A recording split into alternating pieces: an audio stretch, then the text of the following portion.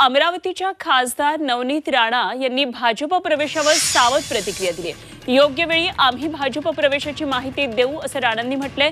नवनीत राणा आज भाजपत प्रवेश करणार असल्याची चर्चा होती, मात्र भाजप प्रवेश आणि कमळ चिन्हावर लढण्याच्या प्रश्नावर राणांनी मौन बाळगलंय। भाजप पक्ष प्रवेशावर खासदार नवनीत राणा यांच्याशी बातचीत केली आहे आमचे प्रतिनिधी अनिरुद्ध दवाळे यांनी।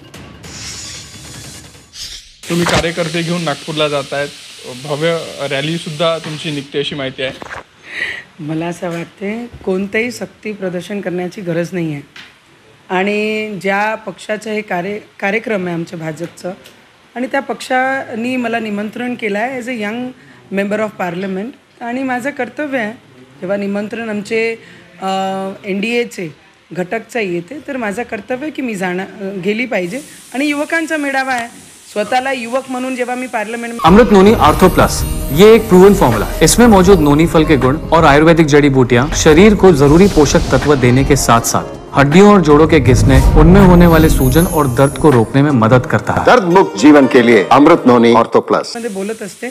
माझं कर्तव्य आहे विदर्भाचे जेवढेही युवक तिथे राहील त्यांच्यासोबत जाऊन भेटी घेणं। तुम्ही भाजपमध्ये प्रवेश करताय अशी जोरदार चर्चा आहे, कार्यकर्त्यांमध्ये सुद्धा उत्साह आहे। कधीपर्यंत हा प्रवेश होणार आहे? दादा, जेही आपण बोलताय मी मोदीजींसोबत आहे, अमित शहाजींसोबत आहे, देवेंद्रजींसोबत आहे, तर या सगळी गोष्टी अजून आम्ही काही ठरवल्या नाही आहे आणि येणारे भविष्य जेव्हा योग्य वेळ राहील तेव्हा आपल्या कळवण्यात येईल काय। भाजपमध्ये यापूर्वी जर पाहिलं तर बावनकुळेंनी असं म्हटलं होतं की अमरावतीचा जो खासदार आहे तो कमळावरचा असणार आहे। तुम्ही कमळावर निवडणूक लढणार आहात का?